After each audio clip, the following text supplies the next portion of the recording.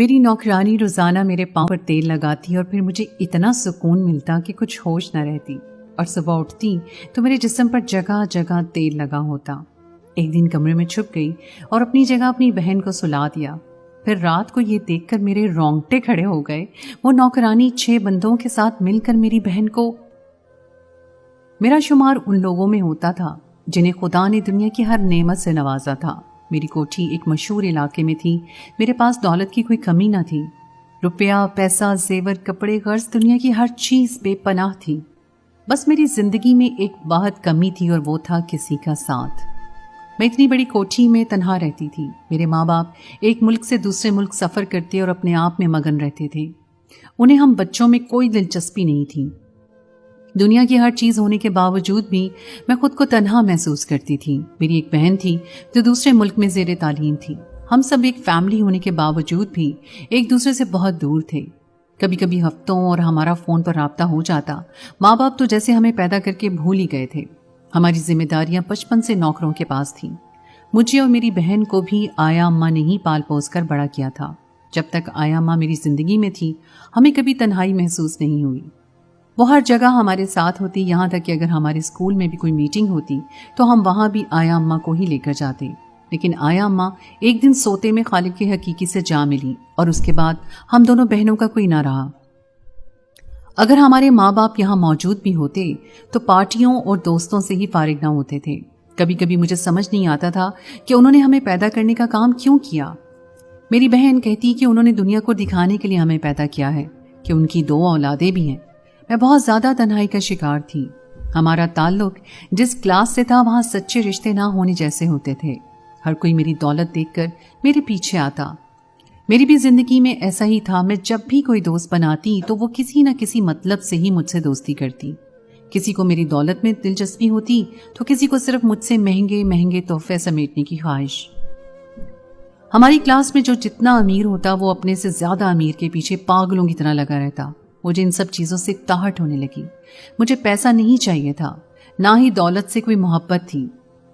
مجھے بس ماں باپ کی محبت چاہیے تھی۔ آیا اماں کے جانے کے بعد میں بہت اکیلی رہ گئی تھی۔ میرا دل چاہتا کہ میری زندگی میں کوئی ایسا ہو جو میری بات سنے، میرے ساتھ رہے اور میرا خیال رکھے، اور جس کے دل میں کوئی لالچ نہ ہو۔ ہمارے گھر میں بہت سارے ملازم تھے، لیکن آیا اماں ان سب کو مینج کرتی تھیں۔ آیا اماں کے انتقال کے بعد میں نے بہت سے نوکروں کو فارغ کر دیا تھا۔ اب صرف گنتی کے ملازم موجود تھے۔ گھر میں اتنا کام ہی نہیں تھا کیونکہ میں اکیلی رہتی تھی۔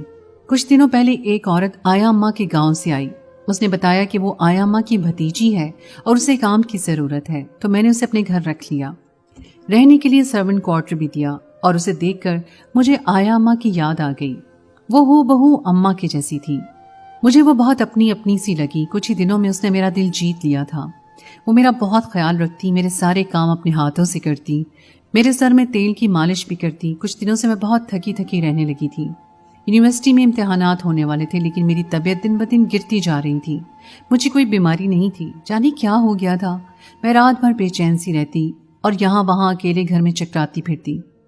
میں نے بابا کو فون کر کے واپس بلانا چاہا، لیکن وہ یہ کہہ کر صاف منع کر گئے کہ ان کا کاروبار متاثر ہوگا۔ انہوں نے مجھے کہا کہ میں کچھ دن رک جاؤں، میری چھوٹی بہن واپس آنے والی ہے۔ یہ سن کر میں بہت خوش ہو گئی۔ میری نوکرانی فائزہ میرے بہت قریب ہو چکی تھی۔ اسے میرے بارے میں سب کچھ پتا تھا۔ میں ہر بات اس سے آسانی سے کہہ دیا کرتی تھی۔ میری بے سکونی دیکھ کر اس نے مجھے کہا کہ اس کے پاس ایک تیل ہے جو وہ گاؤں سے لے کر آئی تھی۔ وہ جڑی بوٹیوں سے بنا تیل اگر میرے تلووں میں لگائے گی تو میرے ذہن کو سکون ملے گا۔ مجھے یہ سن کر اچھا لگا کہ وہ میرے بارے میں کتنا سوچتی ہے۔ میں نے بخوشی سے اجازت دے دی۔ رات کھانے کے بعد وہ میرے کمرے میں آئی اور میرے قدموں میں بیٹھ گئی۔ اس کے ہاتھ میں تیل کی ایک شیشی تھی۔ اس نے آہستہ آہستہ میرے تلووں پر تیل لگانا شروع کر دیا۔ اس کی نرم نرم انگلیاں میرے تلووں پر گول گول حرکت کرتی مجھے ایک سکون سا بخش رہی تھیں۔ وہ کافی دیر میرے تلووں پر مالش کرتی رہی۔ مجھے نیند آنے لگی تھی۔ میں جو بہت دن سے سو نہیں سکی تھی، تھوڑی ہی دیر میں نیند کی وادیوں میں اتر گئی۔ صبح جب میری آنکھ کھلی تو میں اٹھ کر بیٹھی۔ میرے ہاتھوں پر ہلکا ہلکا سا تیل لگا ہوا تھا۔ مجھے حیرانی ہوئی کہ تیل تو میں نے تلووں پر لگایا تھا، یہ میرے ہاتھوں پر کیسے لگ گیا تھا؟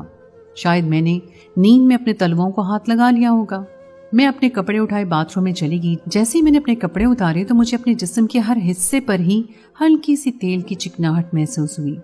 मैं बहुत दिनों बाद सुकून की नींद सोई थी, इसलिए मेरा मूड कदरे बेहतर था। मैंने अपने ख्यालों को झटकते हुए शावर लिया और बाहर चली आई। मेरी नौकरानी नाश्ता तैयार कर चुकी थी। मुझे देखकर मुस्कुराई और पूछने लगी कि नींद ठीक से आई थी या नहीं। नाश्ते की मेज़ पर बैठते हुए मैंने खुश होकर उसे बताया कि आज मैं बहुत दिनों के बाद सुकून से सोई हूँ। उसने कहा कि वो रोज़ ही मेरे तलमों में तेल लगा दिया करेगी। उसके लहजे की अपनायत मेरे लिए बहुत ख़ास थी। वो जानती थी कि मैं मोहब्बतों के लिए तरसी हुई हूँ और वो मुझसे वही मोहब्बत निछावर करती। मैं रात भर लेटी तो वो चली आई और उसके हाथ में आज भी तेल की शीशी थी। मैं उसे देखकर खुश हो गई। वो मुझसे बातें करते हुए मेरे तलवों पर तेल की मालिश करती जा रही थी। जैसे जैसे उसकी उंगलियां चल रही थी मुझे सुकून महसूस होता जा रहा था। मुझे नींद आने लगी थी।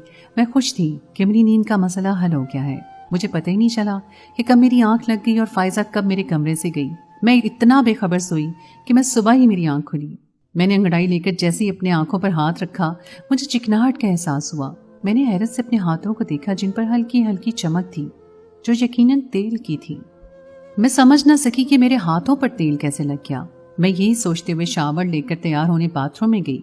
जैसे ही मैंने अपनी नाइटी का गाउन खोला मैं हैरान रह गई। मेरे जिस्म पर हल्की हल्की चिकनाहट थी और जगह जगह से मेरा जिस्म चमक रहा था।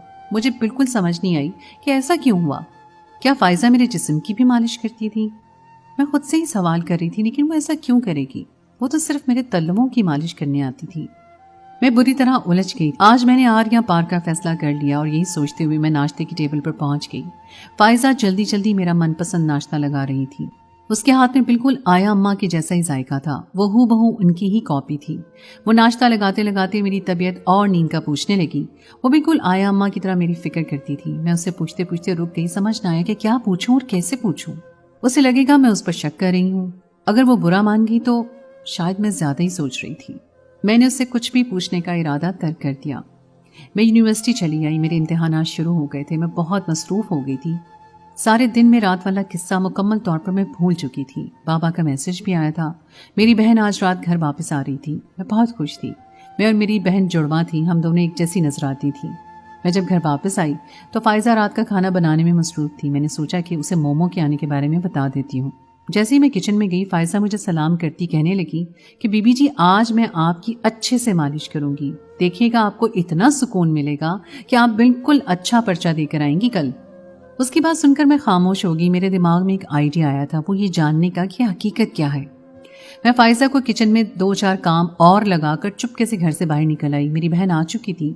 बस वो अंदर आने ही वाली थी कि मैंने उसे बाहर रोक लिया और कहा कि वो अंदर जाकर मेरी एक्टिंग करे। मैं फायजा को तंग करना चाहती हूँ। मैंने उसे पूरी बात ना बताई और वो मान गई। मैंने उसे कहा कि सुबह उठकर उसे बताएंगे। मेरी बहन ने मुझसे फायजा जैसी मेरी नौकरानी के बारे में सुन रखा था, उसलिए वो राजी हो गई। मैं घर में पिछली तरफ से दाखिल होकर अपने ही कमरे में छुप गई। अपनी बहन का सामान मैंने एक कमरे में छुपा दिया। मेरी बहन सामने के दरवाजे से दाखिल हुई। अब वो पूरी तरह मेरी जगह ले चुकी थी और मेरी नौकरानी को इसकी भिनक तक न हुई थी। मेरी बहन ने मेरी जगह लेकर खाना खाया और कमरे में आ गई। पीछे पीछे ही नौकरानी फायजा तेल की बोतल लिए मालिश करने चली आई। वो खुद ही मेरी बहन को किस्से सुनाती जा रही थी और वो तेल की मालिश करती जा रही थी। थोड़ी देर में मैंने देखा कि मेरी बहन उसकी बातें सुनते सुनते गहरी नींद सो गई। मेरी नौकरानी ने उठकर एक छोटी लाइट जलाई और बाकी लाइटें बंद करके कमरे से निकल गई। जाते जाते वो दरवाज़ा भी बंद कर गई। मैं थोड़ी देर यूं ही अलमारी में छुपी रही। जब कोई आहट ना हुई और कुछ भी अनोखा ना हुआ तो मुझे खुद पर गुस्सा आया कि मैंने उस बेचारी नौकरानी पर बिला वजह शक किया और खुद भी यूं गर्मी में 2 घंटे से अलमारी में बैठकर ख्वार हुई। मैं अलमारी से निकलने ही वाली थी कि कमरे का दरवाज़ा खुला और मैं सांस रोक के देख रही थी कि कमरे में हल्की हल्की सी रोशनी थी। मेरी नौकरानी 6 आदमियों के हमरा कमरे में दाखिल हुई थी। मेरी बहन गहरी नींद सो रही थी। मेरी नौकरानी और उसके साथ आने वाले आदमियों ने मेरी बहन का गाउन खोला जो मेरा था और फायजा से तेल लेकर आहिस्ता आहिस्ता से उसके जिस्म पर तेल मलना शुरू कर दिया। देखते ही देखते वो आदमी मेरी बहन के पूरे जिस्म पर तेल मलने लगे थे। मैं दंग रह गई थी कि ये सब क्या हो रहा है। फायजा यानी मेरी नौकरानी पीछे खड़े होकर आराम से देख रही थी और वो आदमी जरा जरा सा तेल लेते और हल्के हल्के से मेरी बहन की मालिश करते। पूरे 2 घंटे ये सिलसिला जारी रहा। मुझे हैरत इस बात की हुई कि इतना कुछ होने पर भी मेरी बहन की आंख ना खुली और वो पहले की तरह बेखबर सोती रही। 2 घंटे के बाद वो सब चले गए और दरवाज़ा बंद कर गए। میرے ہوش اڑ چکے تھے کہ کیا اتنے دنوں سے میرے ساتھ یہ سب کچھ ہو رہا تھا. مجھے کچھ سمجھ نہیں آ رہا تھا. مجھے تو جیسے صدمہ لگ گیا تھا. میں خواب میں بھی یہ نہیں سوچ سکتی تھی کہ میری نوکرانی جس پر میں نے اتنا بھروسہ کیا، جسے میں نے اپنی ہر بات شیئر کی، وہ میرے ساتھ ایسا بھی کچھ کر سکتی ہے. میں تھوڑی دیر اور الماری کے اندر بیٹھی رہی اور پھر جب کوئی ہلچل نہ ہوئی تو میں الماری سے نکل آئی. اب مجھے صبح ہونے کا انتظار تھا. میں پوری رات جاگتی رہی. مجھے سمجھ نہیں آ رہا تھا کہ اس طرح میرے جسم کی مالش کرنے کا کیا مقصد ہو سکتا ہے. صبح جب میری بہن اٹھی تو وہ شاور لینے گئی اور باہر آ کر مجھ سے کہنے لگی، میں زندگی میں کبھی اتنی پرسکون نیند نہیں سوئی جتنی سکون کی نیند مجھے کل رات آئی ہے. بھائی تمہاری نوکرانی نے تو میری اتنی اچھی مالش کی کہ میں پوری رات آرام سے سوتی رہی. میں نے اپنی بہن کو اپنے پاس بٹھایا اور آہستہ آہستہ کر کے اسے سارا ماجرا سنایا. یہ سن کر پہلے وہ سکتے میں آ گئی. پہلے تو اس نے مجھ پر بہت غصہ کیا کہ میں نے رات ہی اسے ساری بات کیوں نہ بتائی اور اپنی جگہ اسے بستر پر کیوں لٹایا. میں نے اسے کہا کہ میں نہیں جانتی تھی کہ بات اتنی بڑی ہو سکتی ہے. اور جب میں نے کمرے میں ان 6 آدمیوں کو دیکھا تو میری اتنی ہمت ہی نہ ہوئی کہ میں شور مچا سکوں، کیونکہ گھر میں میں اور تم اکیلے تھے. باقی سارے ملازمین تو شام ہوتے ہی چلے جاتے ہیں. بس ایک فائزہ ہی بچتی ہے جو رات بھر کوٹھی کے اندر رہتی ہے. اگر ایسے میں رات کو شور مچاتی تو نقصان ہمارا ہی ہونا تھا. میری بہن کو میری بات سمجھ آ گئی تھی، لیکن وہ اب تک مجھ سے ناراض تھی. میری بہن نے فوراً ہی میری پھپھو کے بیٹے کو فون کیا جو کہ ایک بڑا پولیس آفیسر تھا اور اسے ساری بات بتائی. کچھ ہی دیر میں ہمارے گھر پہنچ گیا وہ. لیکن میں نے اپنی نوکرانی کے سامنے اپنے کزن کے آنے تک کا کچھ بھی ظاہر نہیں کیا تھا اور میری بہن کو میں نے چھپا دیا. فائزہ اب تک اس کے آنے سے بے خبر تھی. جیسے ہی میرا پھوپھوزاد بھائی آیا میں نے فائزہ کو اپنے کمرے میں چائے لے کر آنے کو کہا. جب فائزہ کمرے میں آئی تو میرے کزن نے اٹھ کر دروازہ لاک کر دیا. اب کمرے میں میری نوکرانی، فائزہ، میرا کزن حسن اور میری بہن موجود تھے جسے میں نے الماری میں چھپا دیا تھا. میرے کزن حسن کے دروازہ بند کرتے ہی فائزہ اچھل گئی تھی اور جیسے ہی اس کی نظر مومو پر پڑی وہ ششدر رہ گئی. وہ حیرت سے کبھی مجھے اور کبھی مومو کو دیکھ رہی تھی. حسن نے اسے بیٹھنے کو کہا تو وہ بنا کچھ کہے بیٹھ گئی. حسن اسے صاف لفظوں میں سچ بتانے کو کہا تو وہ انجان بن گئی اور اس نے کچھ بھی ماننے سے انکار کر دیا.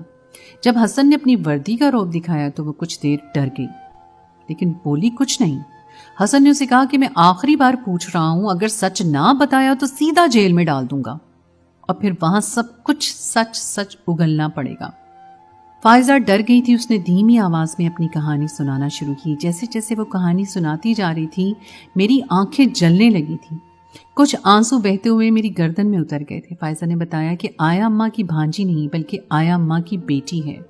اس نے بتایا کہ ہمارے بابا نے آیا اماں کو ان کی ساس سے 25,000 کے بدلے میں لیا تھا.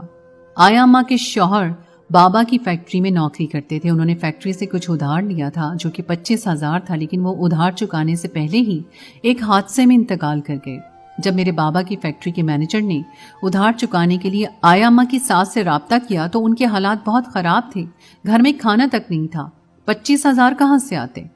فیکٹری کے مینیجر نے جب یہ بات میرے بابا کو بتائی تو وہ خود آیا اماں کے گھر گئے اور انہوں نے کہا کہ ایک ہی صورت میں قرضہ معاف کر سکتے ہیں اگر آیا اماں ان کے گھر چل کر رہیں اور ان کی بیٹیوں کو سنبھالنے کا کام کریں. اگر وہ چاہتے تو قرضہ معاف بھی کر سکتے تھے یا کچھ وقت کی مہلت بھی دے سکتے تھے، لیکن انہوں نے ایسا نہ کیا بلکہ ایک غریب بیوہ کی مجبوری کا ناجائز فائدہ اٹھایا. اس وقت آیا اماں 4 بیٹیوں کی ماں تھی. ان کی ساس نے میرے بابا سے کہا کہ وہ آیا اماں کو ساتھ بھیجنے کے لیے تیار ہے، لیکن انہیں ہر مہینے کچھ رقم گھر کے خرچے کے لیے بھی بھیجی جائے. بابا اس بات کے لیے راضی ہو گئے اور یوں آیا اماں اپنے بچے چھوڑ کر مجبوری میں ہم دونوں بہنوں کی پرورش کرنے چلی آئیں.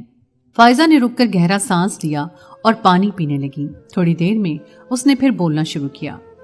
بات یہی ختم نہیں ہوئی کہ آپ دونوں بہنوں کی وجہ سے ہماری اماں ہم سے چھین لی گئی، بلکہ جیسے جیسے ہم چاروں بہنیں بڑی ہوتی گئیں آپ کے بابا نے ہمارے گھر کے چکر لگانے بڑھا دیے. پہلے وہ صرف مہینے کا خرچ دینے آتے تھے، اب وہ مہینے کے بیچ میں بھی چکر لگا لیتے.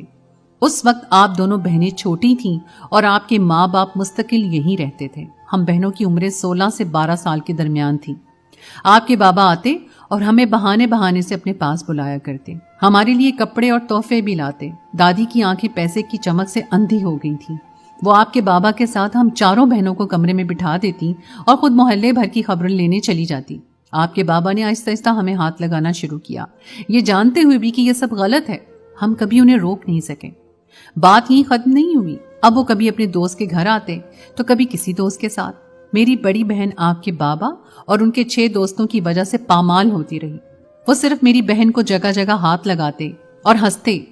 मेरी 16 साल की बहन जानती थी कि उसके साथ क्या हो रहा है, लेकिन हमारा सुनने वाला कोई नहीं था। आपके बाबा हमारी अम्मा को घर तक नहीं आने देते थे। एक दिन आपके बाबा अपने 6 दोस्तों के साथ रात के अंधेरे में हमारे घर आए और उन्होंने दादी के हाथ पर नोटों की गड्डियां रखी और मेरी बड़ी बहन को लेकर कमरे में चले गए। मैं जानना चाहती थी कि वो क्यों कमरे में लेकर गए हैं मेरी बहन को।